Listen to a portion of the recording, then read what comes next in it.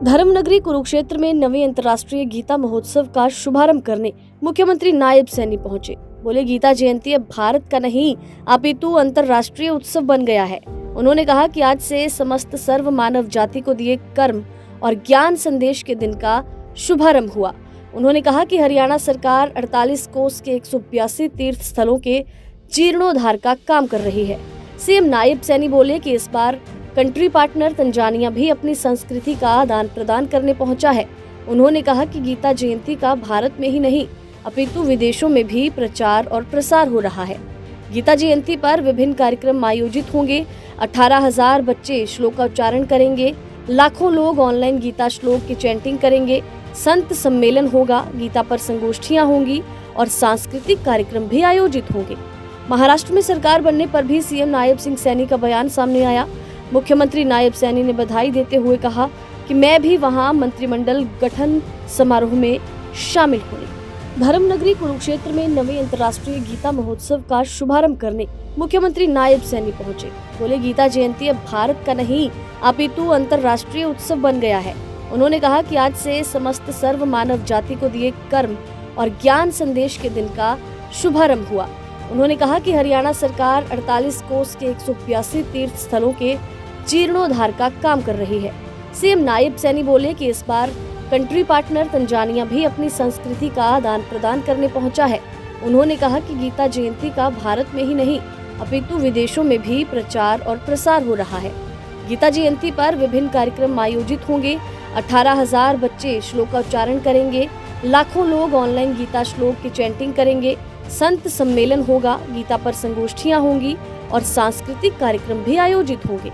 महाराष्ट्र में सरकार बनने पर भी सीएम नायब सिंह सैनी का बयान सामने आया। मुख्यमंत्री नायब सैनी ने बधाई देते हुए कहा कि मैं भी वहां मंत्रिमंडल गठन समारोह में शामिल हुई। धर्मनगरी कुरुक्षेत्र में नवे अंतर्राष्ट्रीय गीता महोत्सव का शुभारंभ करने मुख्यमंत्री नायब सैनी पहुंचे। बोले, गीता जयंती अब भारत का नहीं अपितु अंतर्राष्ट्रीय उत्सव बन गया है। उन्होंने कहा कि आज से समस्त सर्व मानव जाति को दिए कर्म और ज्ञान संदेश के दिन का शुभारंभ हुआ। उन्होंने कहा कि हरियाणा सरकार 48 कोस के 182 तीर्थ स्थलों के जीर्णोद्धार का काम कर रही है।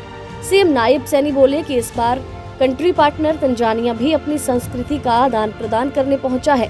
उन्होंने कहा कि गीता जयंती का भारत में ही नहीं अपितु विदेशों में भी प्रचार और प्रसार हो रहा है। गीता जयंती पर विभिन्न कार्यक्रम आयोजित होंगे। 18,000 बच्चे श्लोकोच्चारण करेंगे। लाखों लोग ऑनलाइन गीता श्लोक की चैंटिंग करेंगे। संत सम्मेलन होगा। गीता पर संगोष्ठियां होंगी और सांस्कृतिक कार्यक्रम भी आयोजित होंगे। महाराष्ट्र में सरकार बनने पर भी सीएम नायब सिंह सैनी का बयान सामने आया।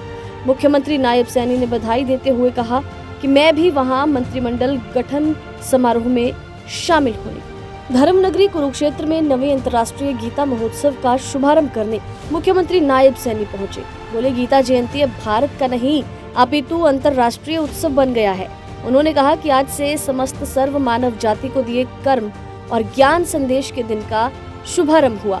उन्होंने कहा कि हरियाणा सरकार 48 कोस के 182 तीर्थ स्थलों के जीर्णोद्धार का काम कर रही है।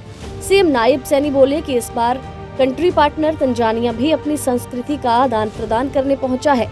उन्होंने कहा कि गीता जयंती का भारत में ही नहीं अपितु विदेशों में भी प्रचार और प्रसार हो रहा है। गीता जयंती पर विभिन्न कार्यक्रम आयोजित होंगे। 18,000 बच्चे श्लोकोच्चारण करेंगे। लाखों लोग ऑनलाइन गीता श्लोक की चैंटिंग करेंगे। संत सम्मेलन होगा। गीता पर संगोष्ठियां होंगी और सांस्कृतिक कार्यक्रम भी आयोजित होंगे। महाराष्ट्र में सरकार बनने पर भी सीएम नायब सिंह सैनी का बयान सामने आया। मुख्यमंत्री नायब सैनी ने बधाई देते हुए कहा कि मैं भी वहां मंत्रिमंडल गठन समारोह में शामिल होने